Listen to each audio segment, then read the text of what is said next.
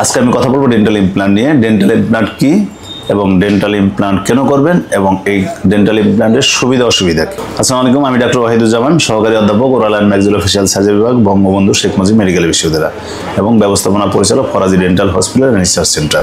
যদি আমাদের মুখের মধ্যে কোথাও কোনো দাঁত যে কোনো কারণে আমরা এটা রেস্টোর করতে পারলাম না, ফেলে দিতে হয় যে কোনো কারণে, কারণ আমাদের আক্কেল দাঁত ছাড়া সমস্ত দাঁতই আমাদের মুখের জন্য ভাইটাল। কারণ একটা দাঁত যদি দীর্ঘমেয়াদী যদি মিসিং থাকে, যদি একটা যে কোনো একটা দাঁত, মাড়ির একটা দাঁত অথবা ফ্রন্ট থেকে সামনে থেকে একটা দাঁত যদি আমরা ফেলে দিই, তাহলে কি হবে, দীর্ঘমেয়াদী থাকলে সেই দাঁত কি হয়, আস্তে আস্তে আস্তে আস্তে ওই গ্যাপটা পাশের দাঁতগুলোতে আস্তে আস্তে ইনক্লাইন হয়ে ওই গ্যাপটা পূরণ করে যায়। সেই ক্ষেত্রে উপরের দাঁতটা আবার নিচের দিকে নামে, নিচে যদি মিসিং থাকে, আর উপরে যদি দাঁত মিসিং থাকে নিচে যে দাঁতটা থাকবে সেটা উপরের দিকে উঠতে থাকে। বেস্ট পদ্ধতি হলো ডেন্টাল ইমপ্ল্যান্ট। ডেন্টাল ইমপ্ল্যান্ট হলো কি, একটা আর্টিফিশিয়াল শিকড়। সেই শিকড়টা যদি এখানে দেখেন দুইটা দাঁত মিসিং আছে, আমি এখানে দুইটা দাঁতের যে দুইটা দাঁত এখানে নেই, সেই দুইটা দাঁতের মধ্যে আমরা দুইটা আর্টিফিশিয়াল শিকড় বসাবো। এটা হলো এই শিকড়টা সাধারণত টাইটেনিয়াম দিয়ে তৈরি। আমরা একটা মেশিন আছে, মেশিন দিয়ে আমরা মাড়ির মধ্যে, হাড়ের মধ্যে বসিয়ে দিব এবং ওইটা হলো আর্টিফিশিয়াল শিকড় হিসাবে, মানে আমাদের নর্মাল দাঁতগুলো যেরকম ন্যাচারাল শিকড় এবং ওইটা হলো আর্টিফিশিয়াল শিকড় হিসাবে কাজ করে। ওই আর্টিফিশিয়াল শিকড় উপরে তখন আমরা একটা ক্যাপ পরিয়ে দিই। তাহলে কি হলো, এই যে যেরকম এখানে দেখেন একটা আর্টিফিশিয়াল শিকড় বসানো আছে, এটার মধ্যে আমরা ক্যাপ পরিয়ে দিলে তাহলে আশেপাশের দাঁত যেগুলো আছে এগুলো ওদের মতো থাকলো এবং এটা আপনার ন্যাচারাল পদ্ধতিতে একটা নতুন একটা দাঁত তৈরি হয়ে গেল। তাহলে কি হলো, আমাদের আশেপাশে যে দাঁতগুলোর মধ্যে কোনো কাটাকাটি লাগলো না, আশেপাশে দাঁতে কোনো প্রেশার হলো না, যেখানে গ্যাপ ছিল ওই গ্যাপের জায়গায় আমরা আর্টিফিশিয়াল শিকড় বসে ডেন্টাল ইমপ্ল্যান্ট করতে পারি। ডেন্টাল ইমপ্ল্যান্ট অনেকে বলে যে স্যার ডেন্টাল ইমপ্ল্যান্ট একটা মানে আর্টিফিশিয়াল জিনিস, এটা হাড়ের মধ্যে থাকলে কোনো সমস্যা কিনা।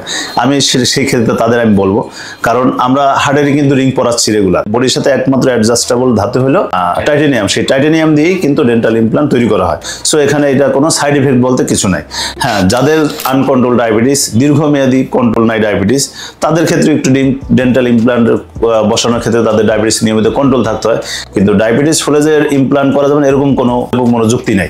কারণ ডায়াবেটিস হলেও করা যাবে, কিন্তু সেক্ষেত্রে ডায়াবেটিসটা কন্ট্রোল থাকতে হবে। এবং সবচেয়ে বেশি হলো আপনি ইমপ্ল্যান্ট করার পরে মুখের ওরাল হাইজিনটা, মুখের পরিবেশটা ঠিক থাকতে হবে। যদি পরিবেশ ঠিক থাকে, স্মোক যদি না করে নিয়মিত, এবং যদি মুখের এনভায়রনমেন্ট যদি ঠিক থাকে, ওরাল হাইজিনটা যদি ভালো থাকে, তাহলে ডেন্টাল ইমপ্ল্যান্ট কোনো রোগীর ক্ষেত্রেও কোনো সমস্যা না। দাঁত মিসিং এর সবচেয়ে বেস্ট পদ্ধতি হলো আপনার ডেন্টাল ইমপ্ল্যান্ট। আমাদের একটা ডেন্টাল ইমপ্ল্যান্ট সেন্টার আছে ফরাজি ডেন্টাল হসপিটালে। আমরা এখানে নিয়মিত ডেন্টাল ইমপ্ল্যান্ট করে থাকি এবং প্রত্যেক মাসে অনেকগুলো ডেন্টাল ইমপ্ল্যান্ট আমাদের এখানে ডাক্তাররা করে থাকে। এবং আমাদের ইনশাআল্লাহ সমস্ত ডেন্টাল ইমপ্ল্যান্টের মধ্যে A to Z যত সাপোর্ট প্রয়োজন হয়, সমস্ত সাপোর্ট আমাদের নিজস্ব সাপোর্টে ডেন্টাল ইমপ্ল্যান্ট করার জন্য যত কিছু ইকুইপমেন্ট এবং ম্যাটেরিয়ালস লাগে সব আমাদের এখানে বিদ্যমান। সো আপনি নির্দ্বিধায় Faraji dental and research centre আপনি ইনশাআল্লাহ ডেন্টাল ইমপ্ল্যান্ট করতে পারবেন।